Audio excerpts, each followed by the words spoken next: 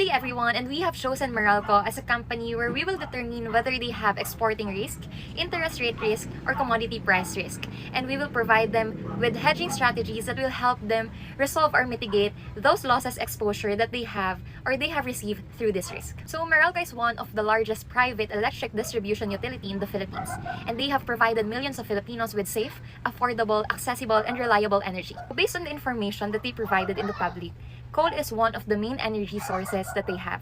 And the Meralco's heavily reliance on purchasing from independent power producers makes their generation cost highly sensitive to the price of imported coal. Coal prices are volatile because of the unpredictable shifts that are happening across the world, just like the geopolitical tensions, mining restrictions, shipping bottlenecks, and simply because of climate concerns and global shifts towards renewable energies that provides both risk and opportunities for stakeholders. And because of these problems and situations that we have, those independent power producers requires Meralco to import approximately 200,000 metric tons of coals, which have a price of $115 per metric ton. And since coal procurement is dollar denominated, Meralco indirectly absorbs two specific risks.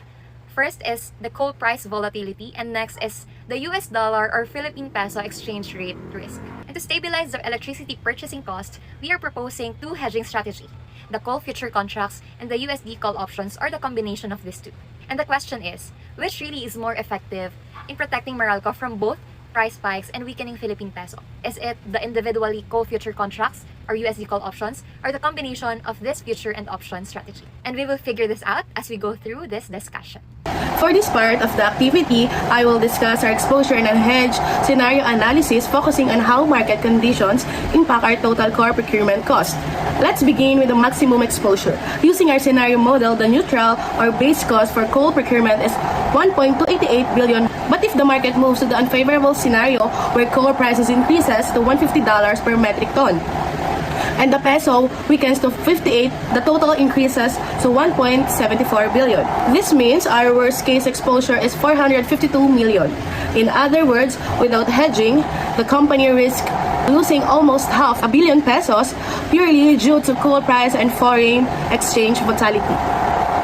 Now, let's look at the unhedged P&L table across the three scenarios. So, in the favorable scenario, our total cost would be 1.134 billion peso, giving us a savings of about 154 million peso compared to the neutral case. So, in the neutral scenario, we stay at the base cost of 1.288 billion. However, in the favorable scenario, the cost jumps to 1.74 billion, which translates to a loss of 452 million relative to the neutral scenario. So, what does this mean for the company? It means we are highly exposed to global coal price movements and peso depreciation.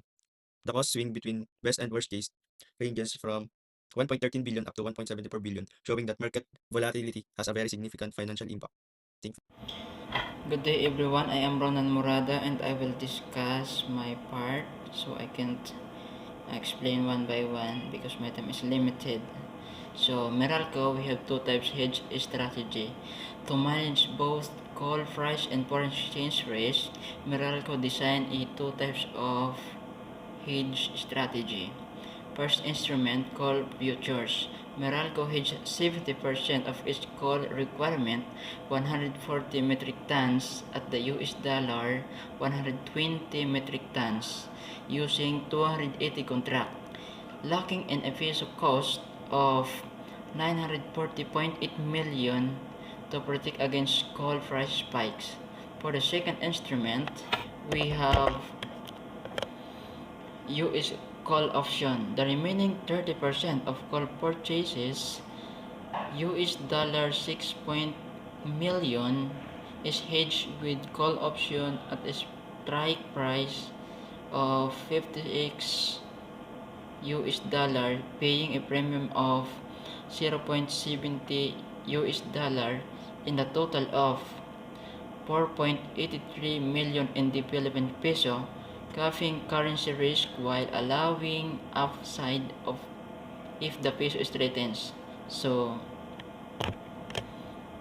for coal futures stabilize commodities cost, USD option stabilize currency cost, and together they reduce cost volatility and protect Meralco's the profit and losses.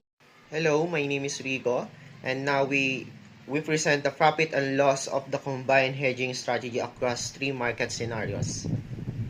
As shown in the table, in favorable scenario, the hedge cost is 1.2 billion, which is the higher than unhedged position, which creates an extra cost of 151 million. This isn't really a loss, it's an opportunity cost.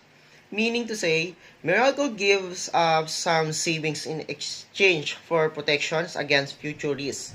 In neutral scenario, the hedge cost is 1.3 billion, resulting in a small extra cost of 44 million. This is a normal cost of hedging, can be viewed as an insurance cost. The most important result appears in the unfavorable scenario.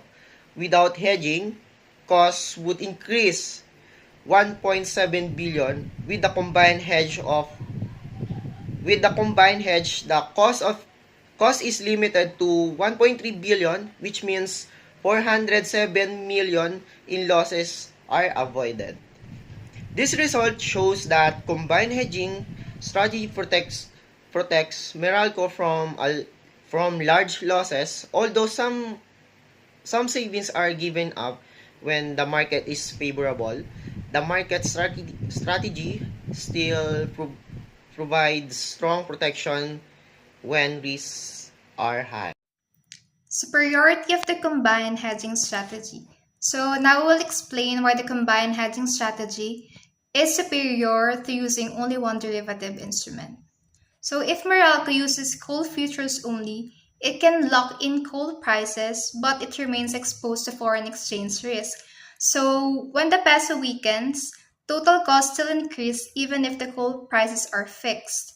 And if Meralco uses USD options only, it can manage currency risk, but it remains vulnerable to coal and price spikes. So a sudden increase in coal prices can sharply raise power generation costs and lead to large unexpected losses. So by combining coal futures and USD call options, Meralco manages both risks at the same time.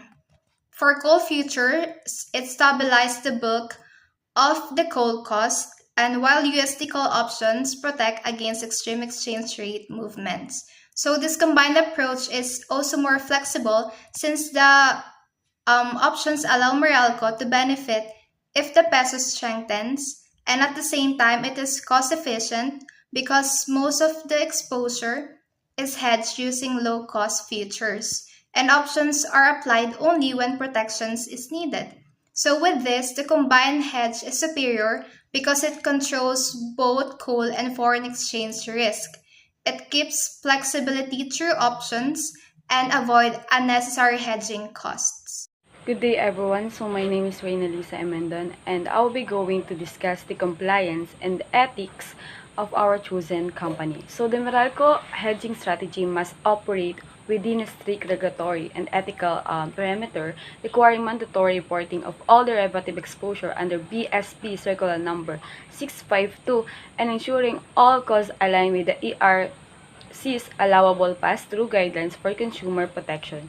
So ethically, the company must commit to non-speculative hedging only to cover the exact coal volume. So maintain transparent financial reporting under PFRS 9 and mitigate credit risk through rigorous counterparty evaluation. Operationally, the strategy introduces risks that require careful management of futures margins, stringent FX settlement controls, and accurate recording of options premiums.